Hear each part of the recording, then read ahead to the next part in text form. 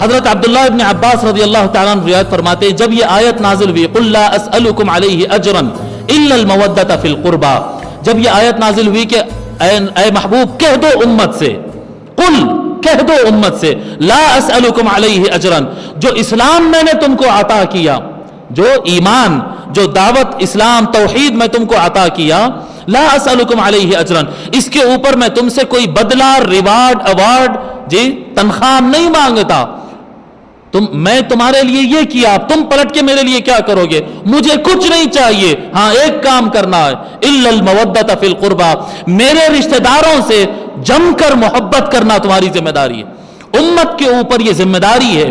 علماء لکھتے ہیں یہ آیت سے محبت اہل بیت کی فرضیت ثابت ہوتی کہ اہل بیت پنجتن پاک سے محبت کرنا امت کے ہر بندے پر فرض ہے، فرض ہے، فرض ہے۔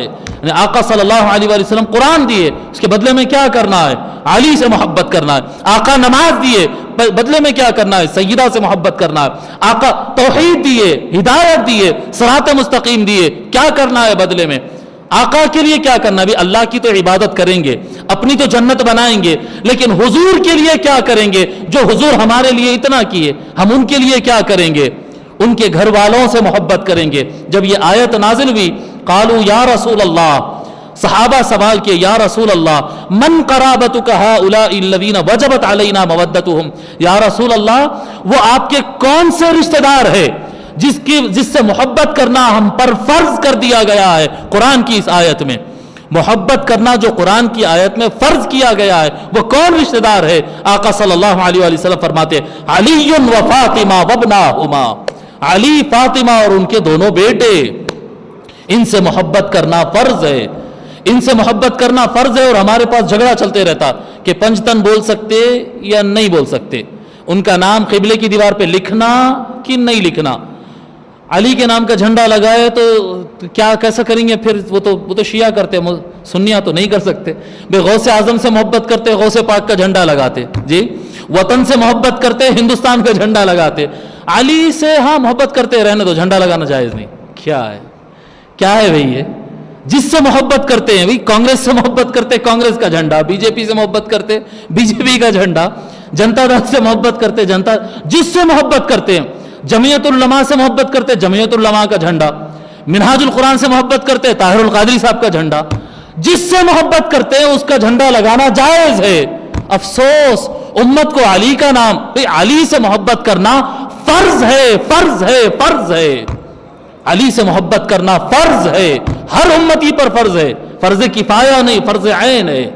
فرض کفایہ ہوتا نا، تھوڑے لوگ محبت کر لے تو باقی پہ معاف، جیسا نماز جنازہ ہوتا، ویسا فرض نہیں ہے تھوڑے لوگ پڑھ لیے تو باقی کو معاف، فرض عین ہے، ہر امتی پر فرض ہے علی، فاطمہ، حسن و حسین سے محبت کرنا، محبت کرنا یہ فرض ہے یہ۔ اور لفظ مودت ہے، تھوڑی سی میں اور تشریح کروں گا، وقت لگتا ہے لگنے دو جی۔ مودت کا لفظ تھوڑا سمجھنا پڑے گا، مودت، محبت یہ لفظ عربی ہے یا اردو ہے؟ عربی ہے جی، عربی لفظ ہے، محبت عربی لفظ ہے، اور مودت یہ بھی عربی لفظ ہے۔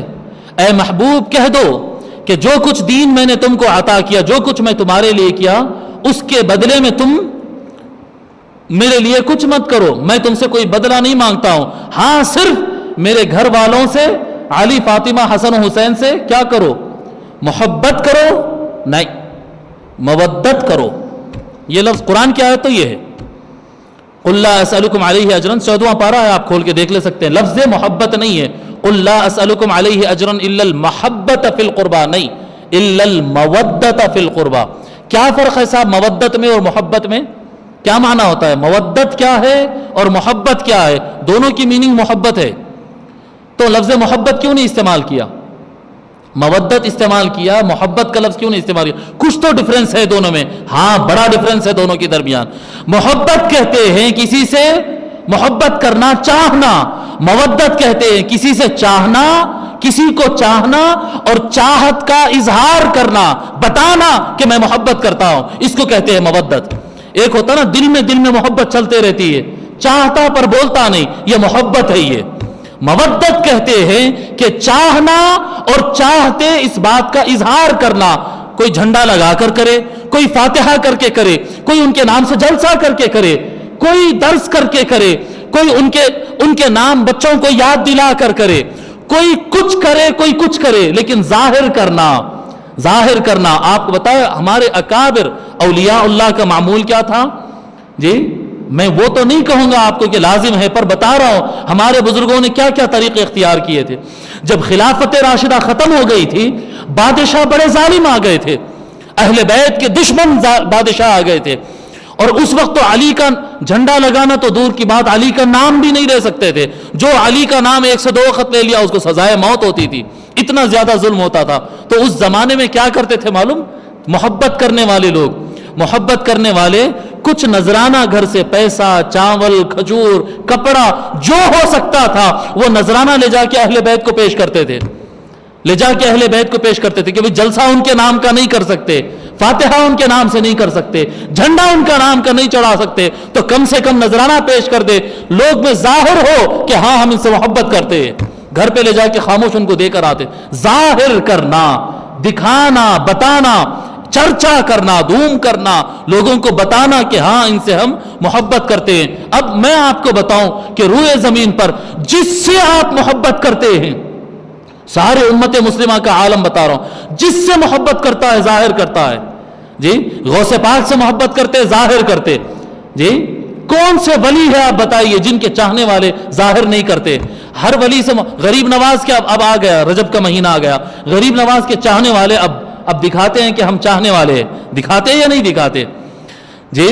مسئلہ سیاست کا ہو، مسئلہ تجارت کا ہو، مسئلہ شوق کا ہو، مسئلہ عقیدے کا ہو، مسئلہ دین کا ہو، مدرسے کا ہو، مرشد کا ہو، کوئی مسئلہ ہو، جو جس کو چاہتا ہے ظاہر کرتا ہے۔ ایک پنجتن ہے جن کا اظہار ہمارے پاس جائز نہ رہا، انا للہ و انا، جس کو اللہ تعالیٰ نے فرض کیا تھا وہی چھوٹ گیا۔